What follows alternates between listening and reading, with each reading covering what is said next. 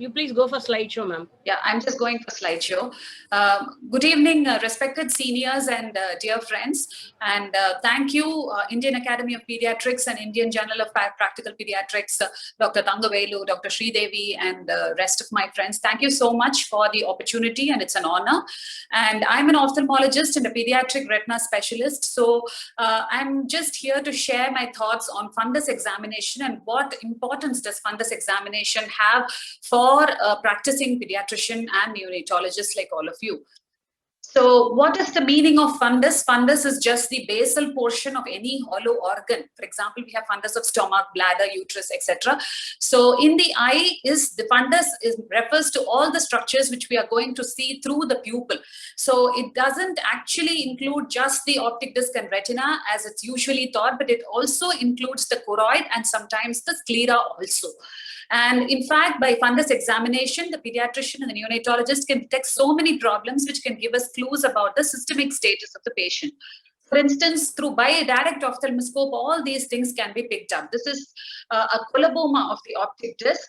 This child can have associations like heart abnormalities, atresia of the coronae, and genitourinary abnormalities. So these are the things which have to be looked for if you make out a child with the optic disc coloboma. This is the optic disc hypoplasia with the double ring sign, a very small optic disc. This child can have agenesis of corpus callosum. So if this is made out, this is what it has to be looked for.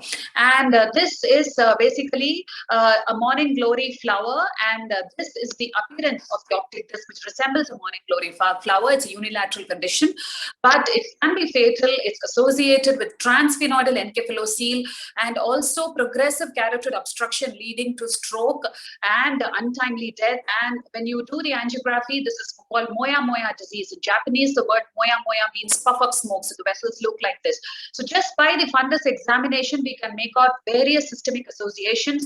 And this is, of course, an aggressive posterior retinopathy of prematurity or ROP with severe plus disease and bleeding. All these findings can easily be made out by just a direct ophthalmoscope by all of you, and the associated systemic associations looked for. But there are several ways of fundus examination. We have direct ophthalmoscopy, indirect ophthalmoscopy, and retinal imaging. But I will be concentrating mainly on direct ophthalmoscopy and how to do it. And this is the instrument.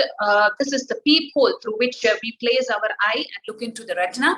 And this is the on-off rheostat, and this is where the battery is present.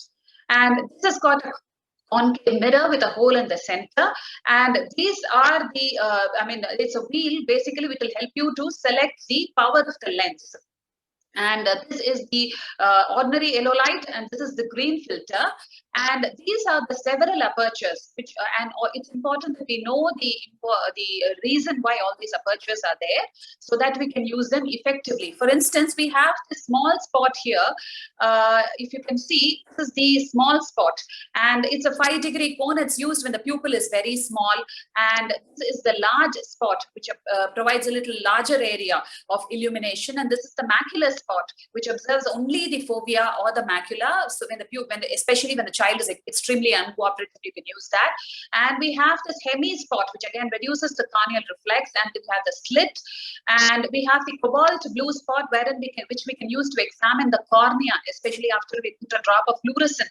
We can see whether, supposing the child comes to you crying and unable to open the eyes, you want to make out whether there's a corneal aberration. You can put a drop of sterile fluorescent and then use the cobalt blue spot of the direct ophthalmoscope and look for any corneal aberration.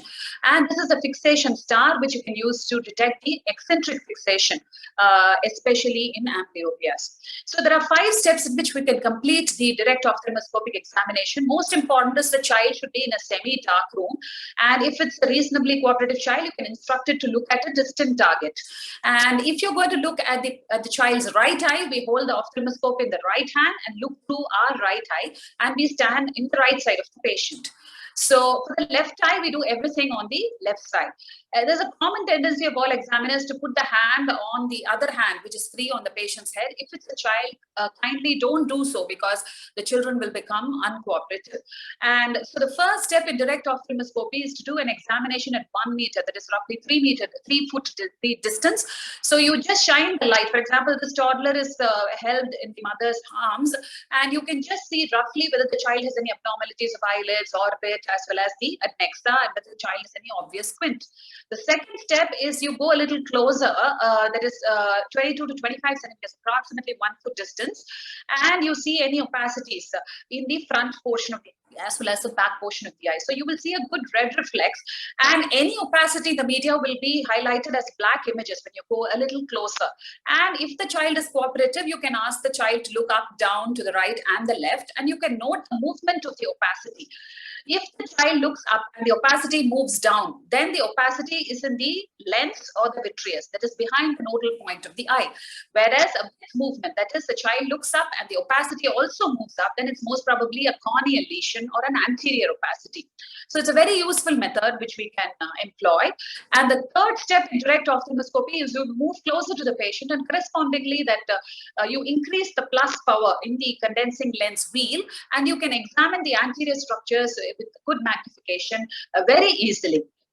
And the fourth step is you now reduce the condensing lens power, which you had initially increased, and so that till you find any part of the retina to come to focus. So initially the vitreous cavity will come to focus. You can see the vitreous and then focus on the retina. You focus on any blood vessel and follow it backwards till you reach the optic disc. Then from the optic disc, you move temporally to reach the macula. This is the fourth step.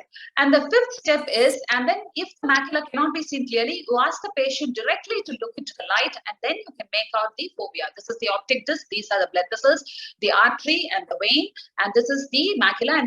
And this foveal reflex is very good, it's important. If there is any macular pathology, this foveal reflex will not be there. So these are the 5 steps. In that, especially this Bruckner test is very important. You can use the direct ophthalmoscope and do the Bruckner's test, preferably in a darkened room so that the pupils dilate a little. The idea is when you shine light into the pupils of both the eyes, this test is done simultaneously. It is a very good screening tool which is often employed by many pediatricians in their office.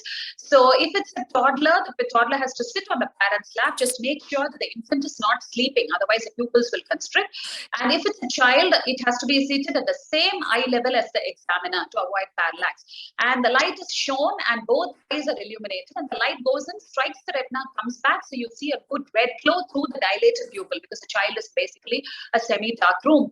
And you use the lowest light so that you ensure the child's cooperation. Focus on the iris, and different textbooks actually recommend different distances. So generally 2 to 3 feet distance or 1 arm's length distance. That's where the Bruckner's test is carried out.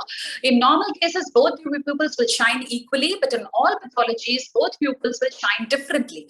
In squint, there will be an increased light reflex in the deviated eye, and you can make out punctate lens opacity. 2 minutes more, ma'am. And leukoporia, you can have a white pupillary reflex as in this. And this is a normal Bruckner's test, and this is an abnormal squint eye with more reflex, and this is hypermetropia, wherein you see that the reflex is lighter. And this is anisometropia, in which there is a difference in the refractive power of both eyes. All these things can be made out by the pediatrician itself. You also look for whether the light reflex is central, steady, and maintained, CSM. If it's not steady, the child can have nystagmus. If it's not maintained, the child's fixation is not good. And this is a case of retinoblastoma, the cat's eye reflex, or leukoporia as we call it. And this eye also looks like cat's eye reflex, but actually turned out to be coloboma of choroid. So any abnormal Brooks reflex, the child has to be referred to the pediatric ophthalmologist. And this is indirect ophthalmoscopy, in which the examiner mounts the indirect ophthalmoscope on the head, and you need a condensing lens, which is here, and some specialized instruments like speculums to open the eyes. And this is best employed for a preterm baby. In fact, the gold standard for diagnosis of retinopathy of prematurity is indirect ophthalmoscopy. And this is how the indirect ophthalmoscopy is done. This is a video of that. You can see that the optic disc is there, and you can see the vessels and the dilated and the tortuous vessels which signify plastices, and this is the macula. And ROP is more of a peripheral disorder. These are lines which signify previously resolved subretinal fluid. So indirect ophthalmoscopy is the way in which ROP can be diagnosed. So in preterm babies and other babies, we really cannot employ that much of direct ophthalmoscopy. Only plus disease can be made out. Rest of the findings are made out by indirect ophthalmoscopy. And therapeutic use of indirect ophthalmoscopy, this is a laser indirect ophthalmoscope, which we use to deliver vision preserving laser in eyes, in babies with eyes with retinopathy or prematurity. And we use a filter also to protect ourselves and the bystanders.